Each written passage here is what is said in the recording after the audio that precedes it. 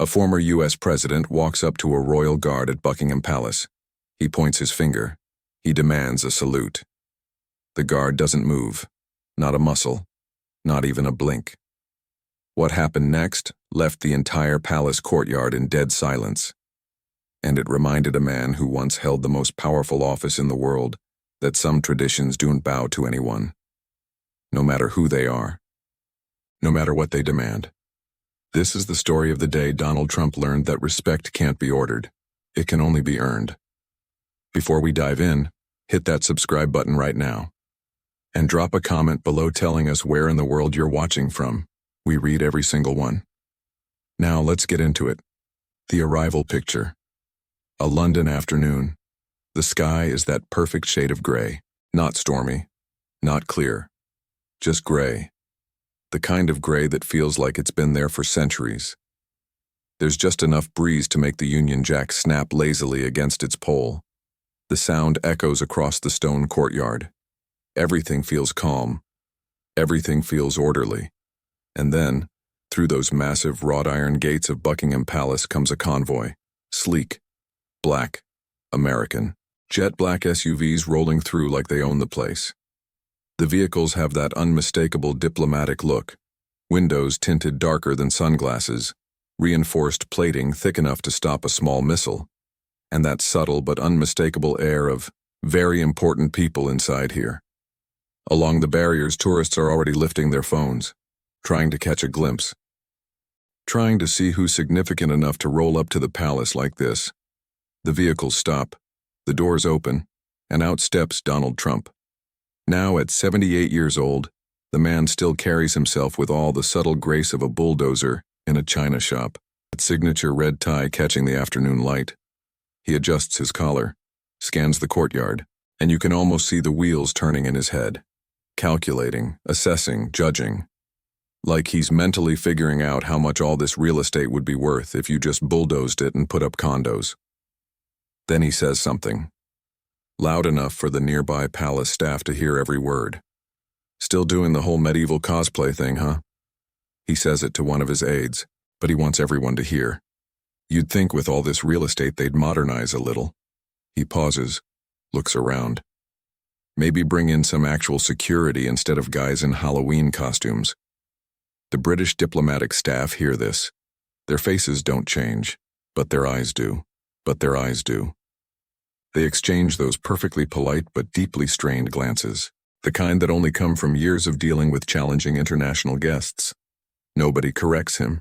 Nobody even acknowledges the comment. They just keep doing their jobs, with that distinctly British ability to remain professional while internally screaming.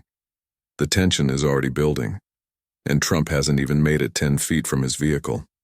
Introducing the guard. Now across that expansive gravel courtyard stands a man. Warrant Officer Jonathan Parr, 38 years old. Absolutely motionless at his ceremonial post. And when I say motionless, I mean this guy could give lessons to actual statues. His crimson tunic is pressed so sharp you could probably cut. His boots are polished to a mirror shine. So polished they're reflecting the gray sky above. His eyes are fixed straight ahead. That 1,000-yard stare.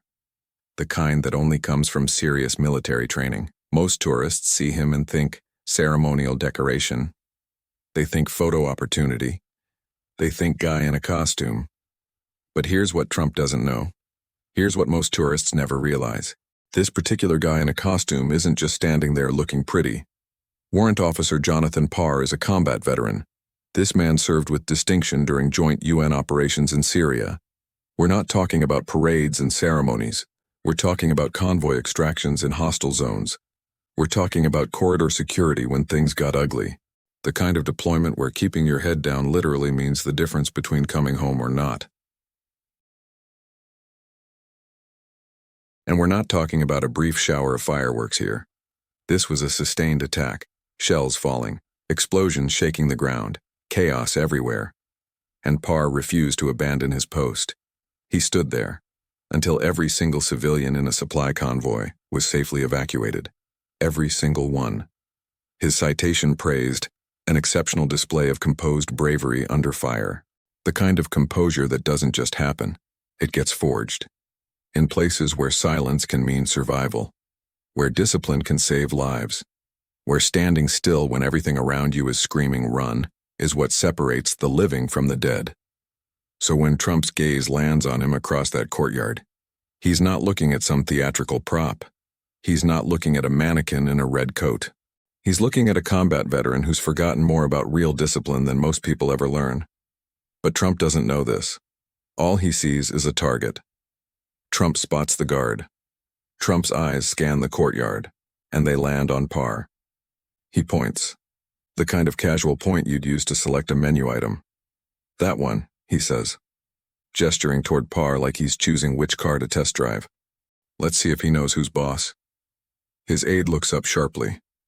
You can see the panic in his eyes. He's probably already calculating how many apology calls this is going to require. Sir, the aide says carefully, this isn't part of the schedule. But Trump's already moving, striding off the designated visitor pathway, with that signature swagger, that walk that suggests he's never met a boundary he couldn't simply pretend didn't exist. Behind the rope barriers, you can actually see it happening. The tourists' phones rising, like some synchronized digital ballet, because everyone can sense it.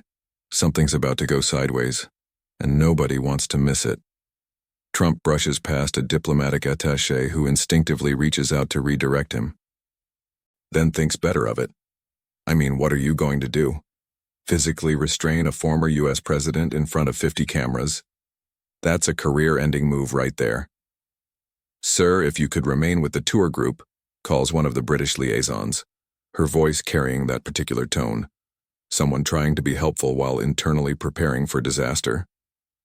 Trump doesn't even glance back. Relax, sweetheart, he says. I'm just saying hello. A Secret Service agent moves to shadow him, clearly uncomfortable, but unwilling to intervene.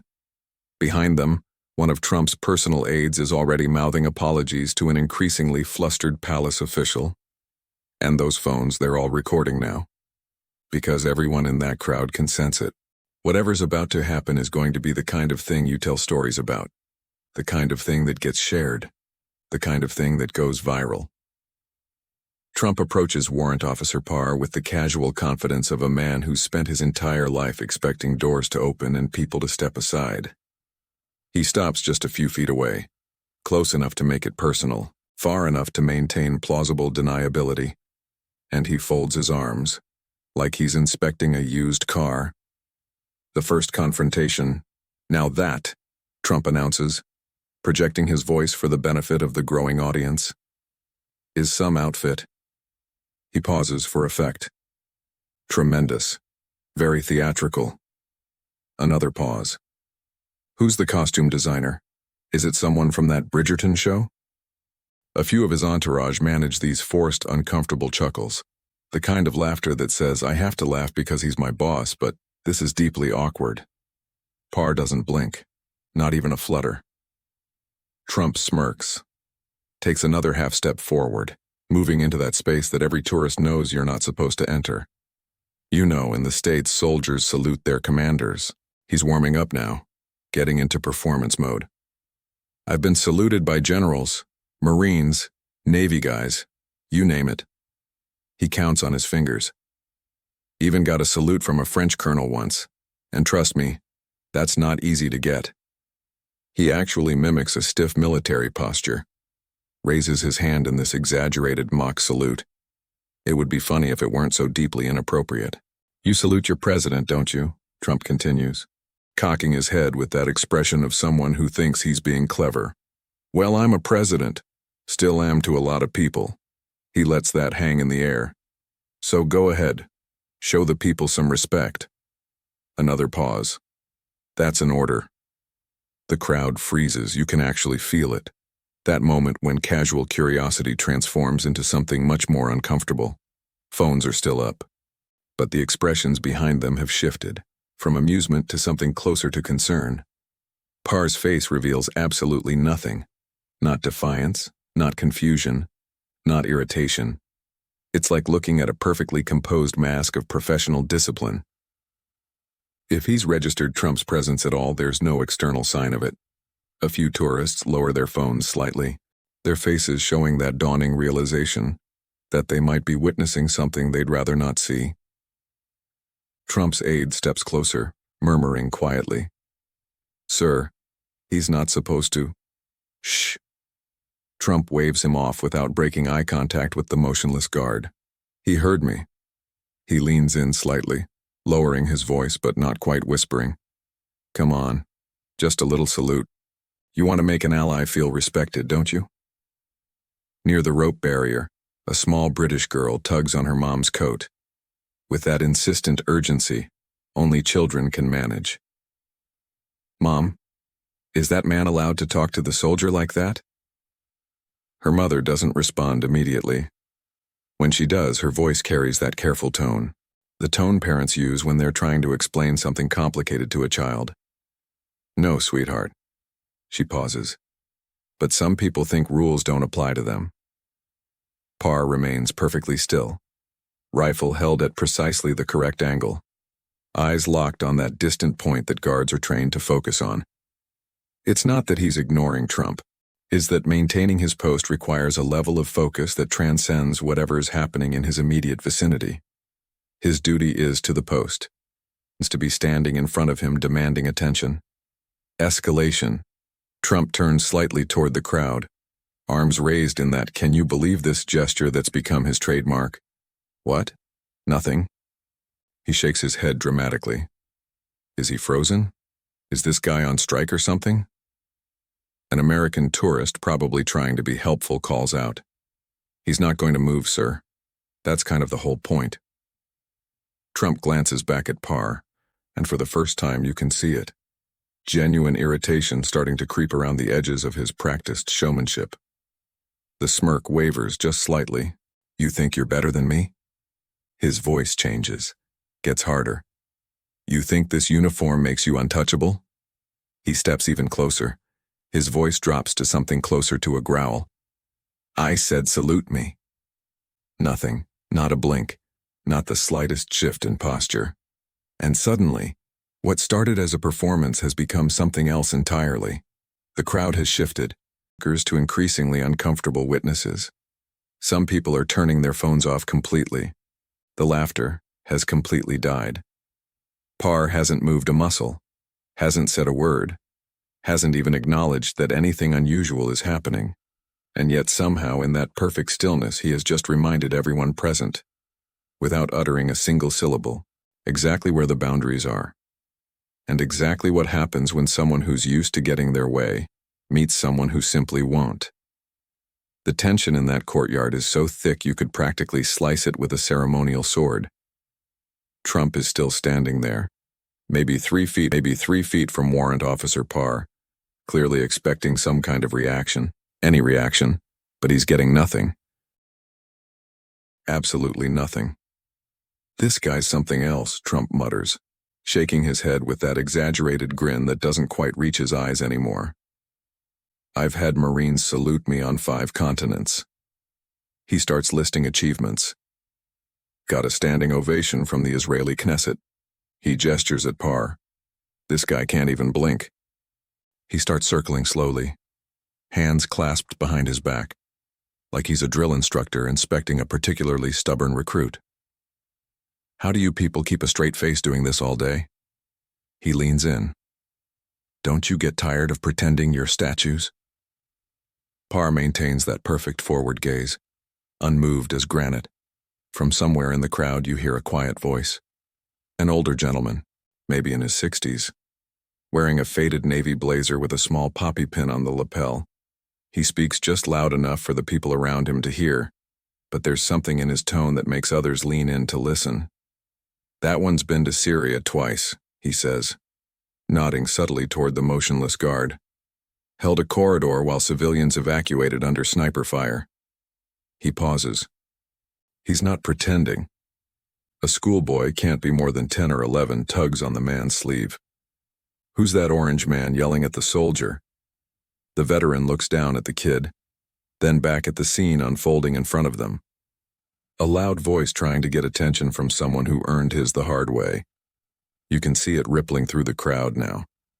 That shift, when people start to really understand what they're watching. The phones are still up, but nobody's smiling through their screens anymore. The atmosphere has changed, from curious entertainment to something much more serious, much more uncomfortable. Trump's aide checks his watch for the third time in as many minutes, his eyes constantly scanning the growing crowd of onlookers. They're not laughing anymore, and you can practically see him calculating how badly this could go viral. "You're not saluting because of politics," Trump continues, his voice now carrying a sharper edge. "Because I wasn't your guy." Still nothing from Parr. Or is it ego? "You think you're better than me standing there like that?" The silence stretches and stretches until it becomes its own kind of answer. An American woman near the back of the crowd shakes her head slowly, speaking to no one in particular, but loud enough for several people to hear. He doesn't think he's better. He just knows he's not lesser. Someone else murmurs, "This is painful to watch." And it is, because what started as Trump trying to assert dominance has become something else entirely.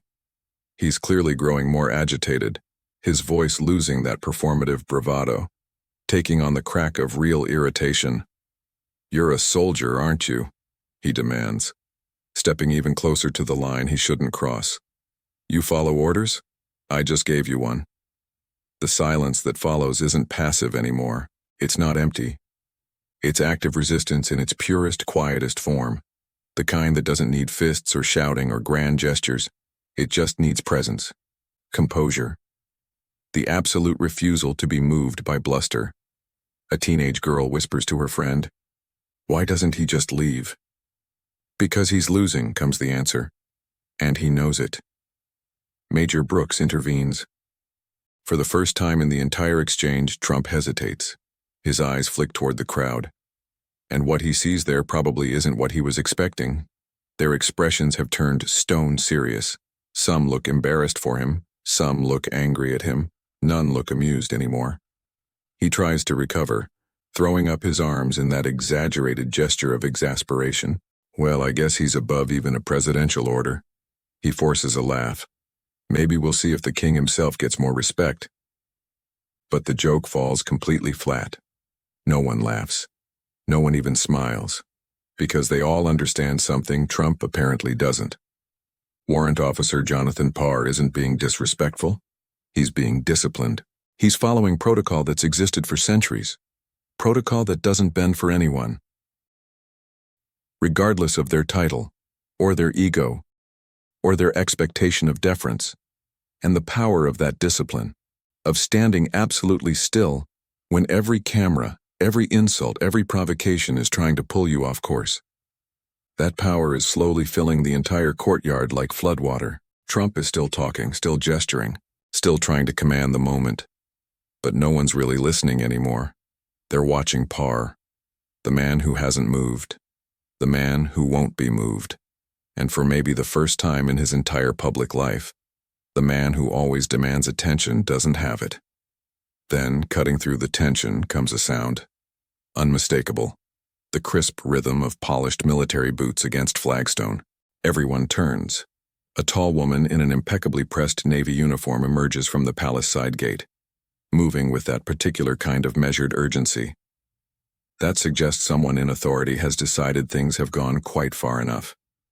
Major Caroline Brooks, Royal Household Protocol Office. If you've ever wondered what quiet authority looks like, she's basically the textbook definition. Tall, sharp-featured, with the kind of bearing that comes from decades of managing situations exactly like this one, where politics meets protocol, and somebody needs to gently but firmly remind everyone where the lines are. She approaches Trump with the practiced ease of someone who's dealt with difficult heads of state before, offering a polite but unmistakably firm nod. "Mr. Trump," she says, her voice carrying that distinctly British quality, perfectly courteous while simultaneously brooking absolutely no argument. "I'm Major Brooks. On behalf of the royal household, I must ask that you return to the designated viewing path." Trump flashes one of his trademark grins, points toward Parr without actually looking at him. "Just admiring the setup here, Major. Great costumes. Amazing posture." He grins wider. You should see how quickly my Secret Service guys salute when I walk past. Brooks doesn't even blink. Sir, the Coldstream guards are not actors. Her tone is professional, measured but firm as steel. They are serving members of His Majesty's Armed Forces. This area is an active ceremonial post and your proximity violates standing protocol. Trump's eyebrows go up, like he's genuinely amused by the concept. Standing protocol? He chuckles. I've been saluted by kings and generals, Major. Don't tell me I can't talk to a man in a bearskin hat. She meets his gaze directly, steady and clear as glass. And yet none of them needed to be told twice, sir. Boom. Just like that. No raised voice. No dramatic gesture. Just a simple statement that lands like a precision-guided missile. The crowd around them goes dead quiet. You can actually hear someone's sharp intake of breath. A barely audible oof ripples through the onlookers. Trump tries to laugh it off, gesturing broadly toward the palace with both arms. You know, I've always liked this place. Tremendous architecture. He nods appreciatively. I even had tea with the Queen once. Tremendous lady. He pauses. I told her this would be a great place for golf if you flattened the back garden and put in 18 holes. Major Brooks's expression doesn't shift by even a millimeter. This isn't a golf course, Mr. Trump. That gets an actual chuckle from the crowd. Not with him, but decidedly at him. And you can see it register on his face. That moment when someone who's used to controlling the room realizes the room has turned. He pivots back toward Parr, clearly still rankled by the guard's continued silence. All I said was salute me. You'd think I insulted the crown jewels or something. Brooks's tone never shifts from that perfectly professional register, but each word carries the weight of steel wrapped in silk. You instructed a British soldier to break formation on royal ground. She pauses. In our tradition, service is to the crown, not to personalities. Trump's mouth opens, then closes. His aide steps closer, whispering something urgent near his shoulder. He waves the man off with visible irritation. All right, Trump mutters, taking half a step back. The first retreat he's made all afternoon. Didn't realize you all were so sensitive about your mannequins. Brooks doesn't respond to the insult. Her silence isn't wounded pride. It's protocol. Professional discipline that doesn't need to defend itself. Because it simply is. And behind her, Warrant Officer Parr still hasn't moved. Still hasn't acknowledged any of this. Still stands like he's carved from the very stones of the palace himself. The crowd has shifted again. A middle-aged man, probably a teacher judging by his patient demeanor with the group of teenagers around him, leans down to one of his students. That guard just won more respect standing still than most people get shouting on a stage, he murmurs. The teenager nods, eyes still fixed on Parr. He didn't even say a word. Trump casts one more glance around the courtyard, maybe trying to salvage something from this moment. But the stage has completely turned. The tourists aren't looking at him anymore. They're not hanging on his words, or waiting for his next move. They're watching the guard, the man who didn't flinch, the man who wouldn't be moved, and the officer who didn't need to raise her voice to make her point. Somewhere in the crowd you hear a whispered comment. He held the line. Another voice follows. Never even looked him in the eye. The moment no longer belongs to Trump. He stepped into a tradition that doesn't bow, doesn't bend, and definitely doesn't salute on demand. And now he's standing in the middle of it, realizing that for all his bluster and expectation and practiced dominance, some things simply won't be moved. The climactic moment. You can feel it in the air. That electric tension of a confrontation that's reached its absolute breaking point. Trump is standing there, just beyond where Major Brooks intercepted him, still within clear view of Warrant Officer Parr. His aides hover behind him like nervous birds, not saying a word. Even the Secret Service agents have that particular look. Professionals who just want this moment to be over so they can all go home. But Trump? He's not finished. Not yet. He turns back toward the guard, with one final attempt at reclaiming control of this situation. You know something, he says, projecting his voice for the entire courtyard to hear. I made NATO pay up, billions of dollars. He pauses for emphasis. I did more for your army than your own prime ministers ever did. There's a ripple through the crowd. Some heads turn. A few tourists instinctively look to Major Brooks, but she remains perfectly still, letting the moment play out.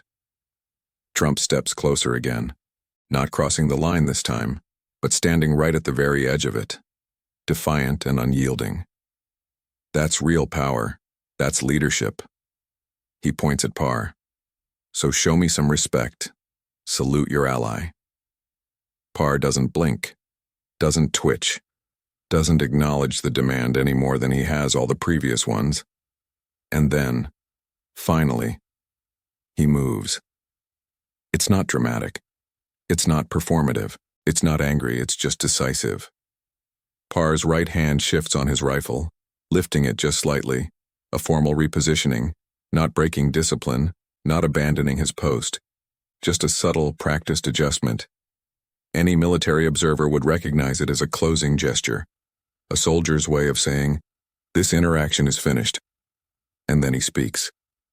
One line, firm, unwavering, delivered without ever breaking that ceremonial forward stare. This uniform doesn't answer to ego. The words hit the courtyard like a thunderclap in perfect silence. You can literally hear the collective breath leave the crowd. It's not loud. It doesn't need to be loud. It's delivered with the same calm precision that Parr has maintained throughout this entire ordeal. But it completely shatters every assumption Trump has made about this moment. Trump's mouth opens to respond, but no sound comes out. For the first time all afternoon, his expression changes. Not into fury, not into offense, but into something else entirely. Something that might almost be recognition, not admiration, not respect, but the faint grudging understanding that he has just run headlong into something bigger than himself. Behind the rope barrier, a young boy raises his small hand to his forehead, maybe 9 or 10 years old. An uncertain little salute. He doesn't fully understand what he's witnessed, but he's seen something in that guard that speaks to him, something worth honoring the only way he knows how. Then another child does the same. Then their mother. Then the old Welsh veteran who spoke up earlier. Then 2 American tourists who have been filming, quietly lowering their phones and straightening their backs. One by one, people along the rope line turn their bodies toward the guard, not to gawk, not to film, not to judge, but to acknowledge, to participate in something larger than celebrity and spectacle, to stand still, to offer their own silence back to the man who has wielded his with more power than any podium ever provided. Parr doesn't look at them. His duty isn't to public opinion or crowd approval, but the tourists no longer need his attention. They've learned something from his example, and they're following his lead. And Trump? For the first time in perhaps decades, he says nothing. His hands, which have been gesturing and animated throughout this entire encounter, slowly drop to his sides. He looks around the courtyard, scanning the faces of the people watching, not for applause, not for approval, but trying to assess something he clearly hadn't expected. He's no longer the center of this moment. The man he tried to command has, through pure silence and unwavering discipline, taken the entire courtyard with him. The departure. Major Brooks takes a slow, measured breath, nods toward Trump's aides. One of them steps forward, whispers quietly, "Mr. Trump, we should return to the motorcade." This time he doesn't argue. He doesn't protest. He doesn't demand one more chance to make his point. He simply turns and begins walking back toward the palace gates. His entourage falls into step behind him. But here's the thing. As he walks away, the stillness doesn't break. No one boos, no one mocks, no one cheers. But no one follows either. He walks alone, surrounded by the most powerful sound in the world, the silence of a man who refused to be moved. The echo of Trump's leather soles on stone fades gradually, each step sounding somehow smaller than the last, like punctuation marks on a sentence that's already ended. His aides trail behind him at a respectful distance, eyes carefully averted from the crowd. Even the Secret Service agents look subdued. no longer part of a grand performance, but simply there to facilitate a quiet exit. The atmosphere is extraordinary.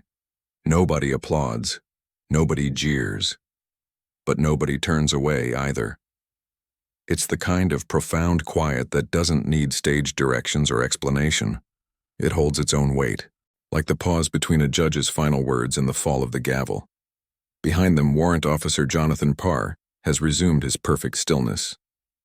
Rifle at precisely the regulation angle, eyes fixed on that distant point that guards are trained to focus on. To anyone arriving now, he might appear to have been standing exactly like this all along, untouched by drama, unbothered by spectacle. But everyone present knows better. They've witnessed something that can't be captured in a quick photo or a viral video clip. As Trump passes the front ranks of tourists, he doesn't acknowledge them.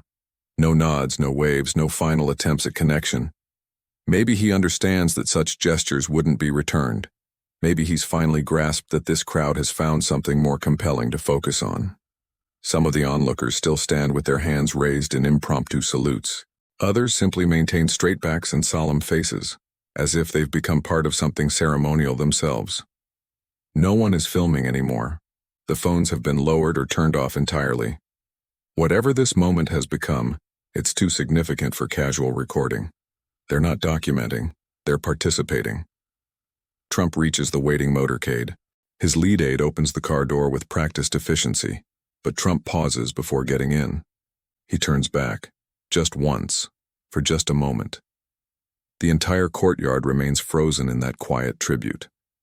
Faces turned not toward him, but toward the figure in red who taught them something about strength without words. He takes one final look at Parr. The guard hasn't moved. Not for the spectacle. Not for the silence. Not for the cameras or the crowd or the former president of the United States. And that immobility, that absolute refusal to be anything other than what duty requires, might be what unsettles Trump most of all. He ducks into the vehicle without another word. The door closes with a soft final thud. Moments later, the convoy begins its departure. Tires whispering against ancient stone, as it glides back through the palace gates and disappears into London traffic. But in the courtyard, nothing changes. The tourists remain where they are. The silence holds. Some people have tears in their eyes, though they might not be able to explain exactly why. Others are simply quiet, processing something they've never quite experienced before. The changing of the guard ceremony continues its precise choreography. Heavy drums beat their measured rhythm. Pristine boots march in perfect unison. The flowing river of scarlet and steel moves forward, with centuries of tradition behind every step. Parr maintains his post until his exact moment arrives, and when it does, he marches off with the same flawless precision. No acknowledgement of what transpired. No glances toward the crowd. No suggestion that anything unusual occurred. He simply executes his duty and disappears beneath the palace archway, leaving behind a courtyard full of people who will never quite look at strength the same way again. Reflection and call to action. As he vanishes from view, the spectators don't cheer or celebrate. They don't need to. They just stand. And in that stillness, they've learned something profound, that there is a difference between demanding respect and earning it. A teenage girl near the front whispers to her friend, eyes wide. He didn't even blink. An American woman folds her arms, stunned. That's the first time I've ever seen him lose an argument. Her husband shakes his head. No, that's the first time I've seen him realize he was never really in the conversation. Slowly, as if a spell breaks, life resumes. Phones slip back into hands. Footsteps pick up. The crowd scatters. But something has changed. They walk softer. They speak quieter. Because not a single person leaving that courtyard is the same person who stepped into it. They didn't just watch discipline. They felt it. They saw what happens when real strength meets ego. When a man of purpose stands against a man of performance. They learned that dignity doesn't shout. It doesn't flinch. It doesn't prove. It just stands. So now the question passes to you. When someone demands respect they haven't earned, do you hand it over just to avoid conflict? Or do you hold your ground, the way Warrant Officer Parr did in front of the entire world? And maybe the bigger question, in a world obsessed with reactions, is there still power in choosing silence? Because sometimes, the loudest statement is the one you never say. Drop your thoughts in the comments below. We read every single one. These conversations matter more than you realize. And if this story made you feel something, if it reminded you that discipline and honor still exist, share it. Let more people see what respect really looks like. Thanks for watching. Until next time.